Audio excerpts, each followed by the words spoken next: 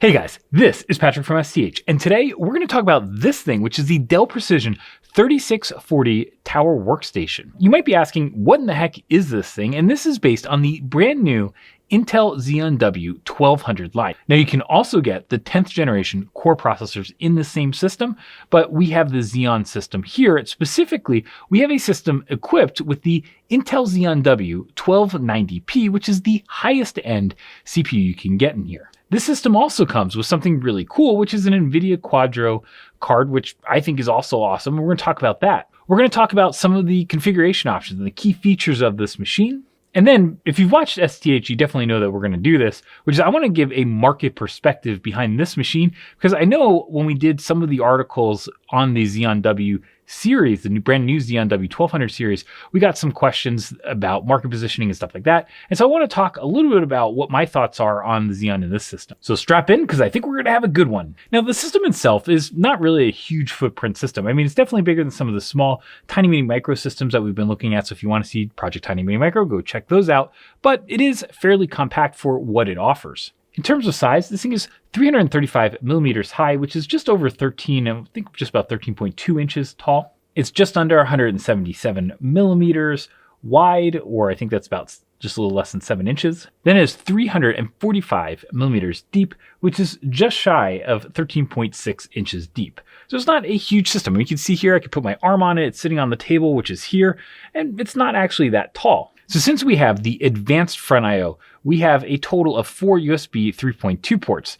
There's one Type-C Gen 2 port, which is a 10 gigabit port. If you don't have the advanced I/O like we have here, and instead you just have a lower end unit, you're probably going to have the standard unit.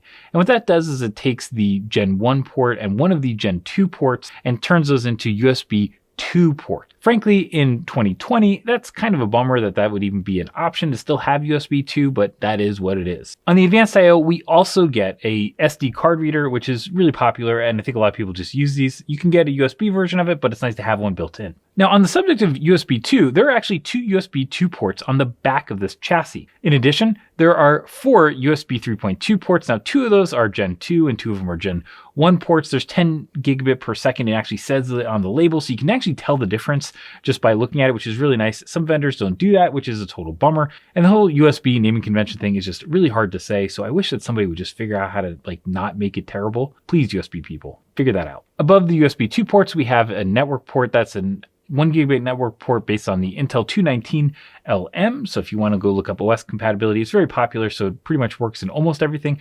But there are some OSs that you're going to have to go load a driver on, especially if you're using things like some versions of VMware. This is made as a desktop, not as a server, so that kind of makes sense. If you're using Windows, it's going to work no problem. In a little bit, we're going to come back to why I actually think that this 1 gig port is kind of a big deal on this system. Continuing on with legacy interfaces, we have PS2 keyboard and mouse ports, but then we have something that's way more modern and 2 DisplayPort 1.4 ports. At the other end, you're going to notice a little audio jack. This only has one audio jack, which is something that, although it's a Realtek codec and we tend to see audio on these, I at least think it's interesting that we only have one audio jack on the back and one on the front, and that's it. Now, you're going to notice that there is a cutout here, and like the Project Tiny Mini Micro nodes that we look at, this does have an optional port where you could have a VGA port, you could have a HDMI 2.0 port, you could have another display 1.4 port, DisplayPort 1.4 port, or you could have a Type-C port with DisplayPort output as well. In our system, it's blank, but those are options. And before we get to the inside of the chassis, I just want to note real quick that you might be noticing here that I am wearing a awesome navy blue STH sweatshirt, which you can find on our Teespring shop linked in the description. It's getting cold, and a benefit of having a navy blue option like this is that you don't match the blue background, and you also don't exactly match the Dell Precision 3640 that we're looking at today, but you're a little close. So again, support STH, check out that merch shop down below. Now let's get back to it. Getting into the system is super easy. All you do is you pop this little latch and you can open the door. It's super fast to get in and you're set and ready to go. If you're looking at this point and saying, hey, I think I've seen this before, you totally did.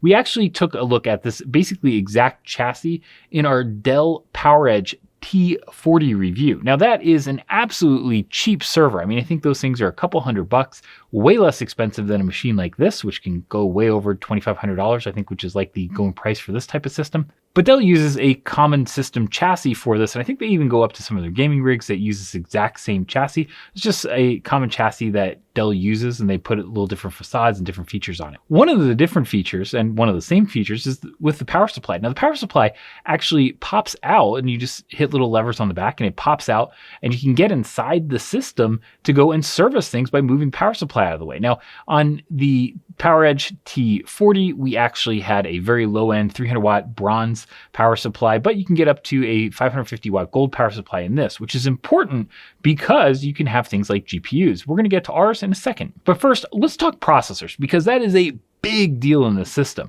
Now, our particular system has an Intel Xeon W-1290P. Now, on that P, it could mean Patrick, but I don't really think it does. I think what it actually means is like power or something like that, because this SKU can go up to 125 watts, which is much higher than the non-P SKUs in the Xeon W-1200 series. One way to think about this SKU is that it's kind of like a Intel Core i9 10900K. Now, on this particular part, you get ECC memory support because it's a Xeon, but you don't necessarily get the wild overclocking support that you get on the 10900K. And so just a little bit difference for a professional workstation. A lot of those folks like to use ECC memory, and so this feature set makes a lot of sense. But we're going to talk about a little bit later in our market perspective why I actually don't necessarily love this SKU for this system. But since we already started talking about it, let's talk about memory. Now, you can use up to 128 gigs of memory. This is a DDR4 2933 system.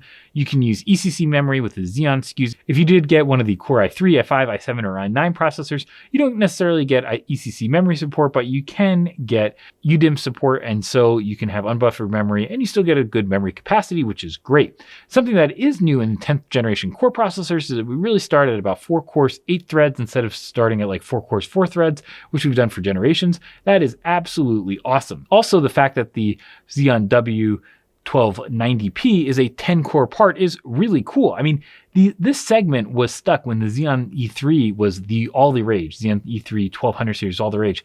This thing was stuck at basically 4 cores for generation. We went from the Intel Xeon E3 1200 V1 all the way to the V6 generation, still at 4 cores. And then AMD Ryzen came in, and now we start getting higher core counts. Now, on the STH main site, we have a great review of the Xeon W-1290P.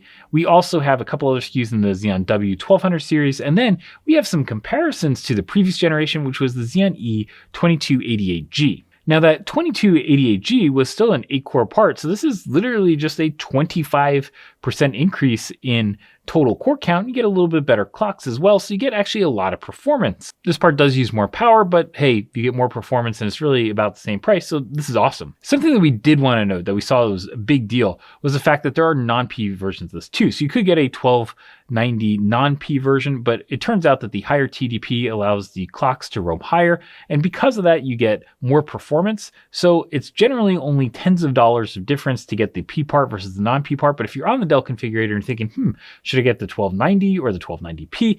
Get the 1290P if you're watching this video. It's the smart choice. It uses more power, but that's only really when it's loaded. When it's not loaded, it doesn't really use that much more power than the non-P versions. And so I would say that it's definitely worth it just for a couple bucks to get a lot more performance. Just go do it. Now, the expansion slot capabilities of the system are, well, we're just going to say interesting. We get a PCIe Gen 3 by 16 slot, and in that you can see that we have an NVIDIA Quadro RTX 4000. Yes, we do have a video and an article on the STH main site confirming that Quadro as a brand is dead. However, on the old version of these cards, they were still branded and they actually had Quadro emblazoned on the label itself. And so because these products actually are labeled Quadro, we still call them Quadro. We confirm this with NVIDIA, and that's just the way it is. Now, we also have a PCIe Gen 3 by 4 slot, which is useful, and ours is not populated. But then we have something that's kind of going to be really interesting, and it's a legacy PCIe slot. We still have legacy support in systems like these because they're commercial desktops, and I guess there are still people who still have those super old PCIe controlled cards that they just need to put into systems like this because nobody has invented something better since then. I kind of wonder why we can't just have dedicated systems with PCIe subsystems and just take care of that with like embedded products, but for some reason that is not possible as an industry, and so we have to still have PCI slots in our systems that are in 2020. I have no idea. It's just a thing in the industry. Now, something else that you're going to see is that we do have a Wi-Fi card in here. You can get Wi-Fi as optional. Now, there are basically two options. There's a 802.11ac from Qualcomm that you can get in this system. I think it also has Bluetooth 4 generation. And then you have the Bluetooth 5 and 802.11ax Wi-Fi 6, which is the Intel 200 series. This is a 2x2 configuration, and we also have our antenna leads that come out of a expansion slot on the back of the chassis. Now in this system, there are two M.2 drive slots. Our system only has one NVMe SSD installed, but you could have up to two. You could also have one of these be a SATA drive and the other one be an NVMe drive if you wanted to configure it like that. And that brings us to one of the more interesting aspects of the chassis, which is the 3.5-inch mounting base. You have a 3.5-inch or a 2.5-inch drive. You could actually mount up to 3 of them in this chassis. Our system came pre-wired for the first one, which was the same slot that was occupied in our PowerEdge T40. On the bottom, we have another set of two 3.5-inch hard drive slots. These are, well, I guess interesting, and you could use them, but I kind of really wish that Dell just said, hey, let's go get a toolless design. Let's enable it with very easy toolless, little plastic toolless trays for each of these different sections. I just think that would be an easier service model for any of these types of systems. And so I just kind of wish that that was something that Dell did. Another difference that you're going to notice in this chassis is that we actually have a front fan, and we need that for the additional cooling. The cooling on this system is really interesting. The CPU cooler actually pushes air up towards the top of the chassis, kind of behind the power supply. And at the top, there's an exhaust fan. So you basically are exhausting your hot air out of the top of the chassis so that heatsink air from the CPU doesn't get recycled inside the system. That's really cool. Dell really does have some pretty awesome industrial design bits just like that. All right, so let's talk performance a little bit. The Intel Xeon W-1290P is absolutely a very fast processor. In fact, it's way faster than the Intel Xeon E2288G that it more or less replaces in the workstation market. If you have a system that's a couple of years old and you're still on a 4-core, 4-thread system, you probably would get not just the benefit of having more cores because you're going from 4 cores to 10 cores and from 8 threads potentially to 20 threads, but you also get things like higher clock speed. This CPU can go up to I think like 5.3 gigahertz. So there's a lot more single thread and also multi-thread clock speed headroom in these processors than the previous generation parts. We also have more TDP, which means that these do use way more power, but on the other hand, you get the ability to get way more performance in a system. So I think it's overall worth it. Comparing the 4-core, 8-thread Xeon E3 era system to a 10-core, 20-thread system here just really doesn't work out that well because you do have that extra TDP headroom as well as clock speed headroom. So it's more than just if you went from 4 cores to 10 cores, you just get more in this type of system. Now on the NVIDIA Quadro RTX 4000, we have an entire review with tons of professional benchmarks on the STH main site. Now, William did that review, so you should definitely go check that out for more information on how this card performs. But the short summary is that it performs actually really well. It's actually a single slot cooler design, and there are trade-offs made in terms of power consumption for that, but it also means that the GPU stays relatively cool. I do want to highlight one result that I personally thought was really interesting. Something that William found out was that this NVIDIA Quadro 4000 card actually performs very well when you compare it to something like the NVIDIA T4 for AI inferencing. In a system like this, putting something like a T4 is not really practical because you don't have the right airflow for that low profile cooler, even though it's a lower wattage part. You do use more power than the T4, but on the other hand, you get a lot more compute resources, which gives you more performance. These don't have the same memory capacity, but still, I think there is definitely a use case that if you are looking for an edge inferencing box, if you're using that PCIe for some kind of control and you need to have some kind of AI inferencing in the same box because you're building some kind of application around that, I actually think that this workstation is really interesting for that type of use case because frankly, the Quadro RTX 4000 is a great inferencing card. Again, performance-wise, you can check out the STH main site for more on the Intel Xeon W-1290P as well as the NVIDIA Quadro RTX 4000. We have the reviews of both of those online. And I think two of the questions that we're definitely going to get on this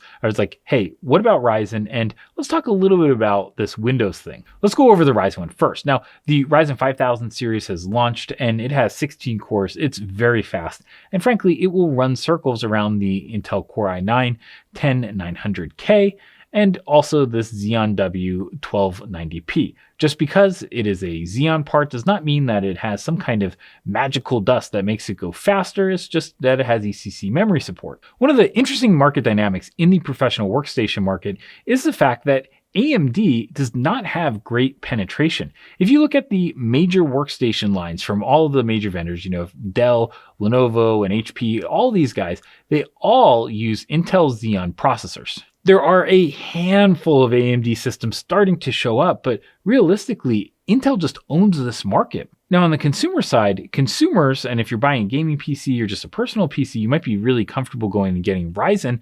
But if you are a corporate customer and all the Dell, HP, or Lenovo, or one of these guys offers is the Xeon W or the Intel version, the Intel Core i7-i9, something like that, then you're just going to buy the Intel version because the AMD one isn't even available in the product segment you're shopping in. Again, the corporate market moves a lot slower than the consumer market, but we're still a little surprised that AMD hasn't gotten their act together and started going after segments like this Dell Precision 3640 because, frankly, they would do awesome in it. Aside from just the CPU performance, there are also things like they have PCIe Gen 4 that this box is still on PCIe Gen 3 because that's what Intel has today. But on the other hand, if you look at where this segment came from, these are the same buyers that have been buying 4-core CPUs for generations. And so if you're on a 3-year upgrade cycle or something like that, going from a 4-core processor up to a 10-core processor with higher clock speeds and higher TDP is absolutely a giant upgrade. And don't be fooled.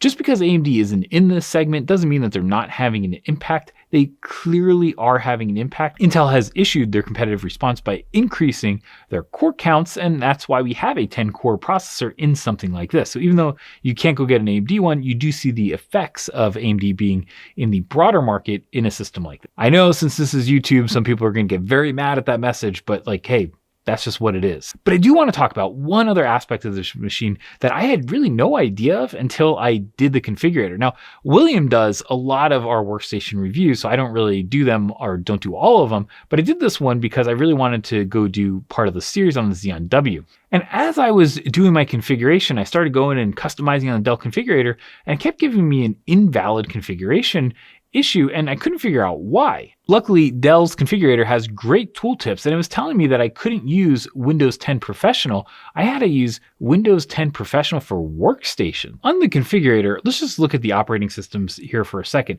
There are 2 versions of Windows 10 Pro 64-bit, and one of them is priced at $108 over Linux, and we're just using Linux here as a kind of base OS for a low-cost option. So we have Ubuntu Linux here, and there's one that's $108 for the Windows 10 Pro, and there's another one that's $133. The only difference I could see is that there's a dash between the 64 and bit in one and there's not one in the other. And otherwise, I think it's maybe an IQ test. I mean, go get the less expensive one, clearly, if you're going to configure the system. But the Dell configurator won't let you pick the Xeon CPU with that Windows 10 Pro license. Oh no. Instead, you have to get Windows 10 Pro for Workstations. And there are 2 versions of that. There's one for up to 4 cores, which is about $158, so it's about a $50 premium over the lower cost Windows 10 Pro license. And then there's another one that you need if you have over 4 cores. That one is a over $263 upgrade over just getting Linux. And let me just go through the features of the big headline features. And I'm going to look at this on my laptop because, well, frankly, otherwise I'm just not going to remember it. I don't do this with a script, so clearly, I just need a little bit of help here. So the first feature you get is a resilient file system, which is a new file system, which, okay, cool. This is definitely a cool feature, but is it something that you absolutely need to run this machine? Heck no. You're absolutely fine without it. And so I don't really necessarily think that this should be a mandatory upgrade over the base Windows 10 Pro because it's not a file system thing that you need for a system like this, period. Another cool feature of this Windows 10 for Workstation thing is that you get SMB direct file sharing, which is a much better way to go do file sharing. And it's something that realistically I wish that Microsoft put in all of Windows 10 versions, but I get that they want to charge a little bit more for that.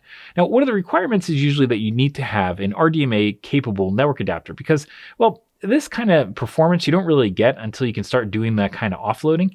And this only has an Intel i2-219LM 1 gigabit network card. It doesn't have a fast 25 gig, 50 gig, 100 gig network adapter in it. It's just a simple built-in 1 gig port. So again, that's a feature that you get with Windows 10 for Workstations, but you can't use in a system like this. To be fair, I guess maybe you could configure a 100 gig network port if maybe you didn't want to have a GPU in here and you just wanted to use the onboard graphics. So I guess maybe that's possible.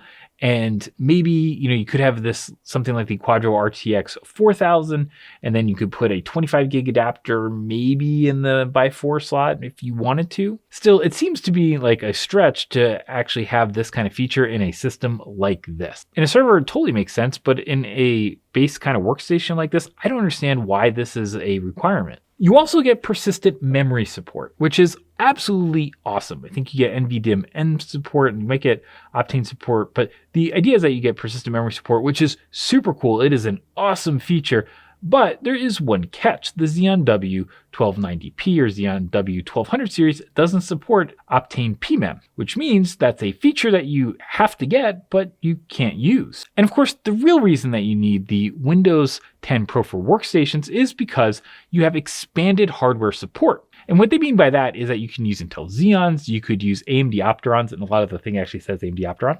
They're not really selling many Opterons these days, I guess, but sure. And it's really done because Windows 10 Pro only supports 2 processors and only up to 2 terabytes of RAM per system. I mean, wow. But Windows 10 Pro for workstations can support up to 4 processors and up to 6 terabytes of RAM. That is absolutely cool, and I actually have been using dual socket workstations for a long time before I switched to Threadripper, so I can totally see why that would be a very attractive option. The problem is that in a system like this, you only have a single processor. You can't get to 2 processors, and there's no way you're going to hit 4 processors. And on the memory support side, this only goes up to 4 by 32 gigs or 128 gigabytes of memory. There are physically only 4 slots, and you can't use RDIMMs in here, which means you're limited to 128 gigs of memory support. So not only can you not hit 2 terabytes of memory, you can't hit 6 terabytes of memory. So in summary, this is a forced upgrade by Microsoft. I checked other vendors. It's not just Dell systems that have to require this. It's actually basically the entire industry that has to go do this.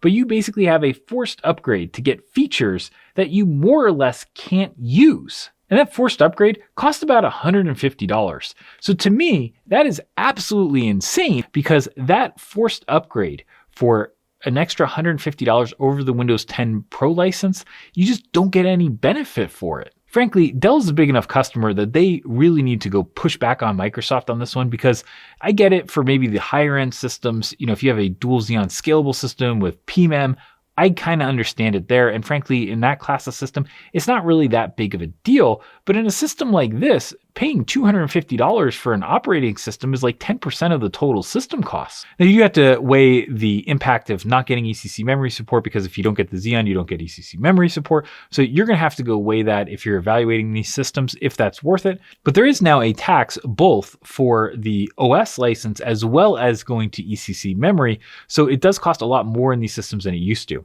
The vast majority of systems run Windows, so it's just something that we have to address. Overall, the Dell Precision 3640 is a pretty awesome machine. Now, there are a lot of configuration options that we didn't get to test because we had this particular unit, but you go on the Dell configurator, check those out. And a lot of the configuration options that you're going to see on the Dell site, we've actually done reviews of the parts on the STH main site, so you can actually go look at those for some comparison points. A good example there is looking at some of the different NVIDIA Quadro cards. So hey, if you made it this far, why didn't you click subscribe, turn on those notifications so you can see whenever we come out with great new videos on YouTube.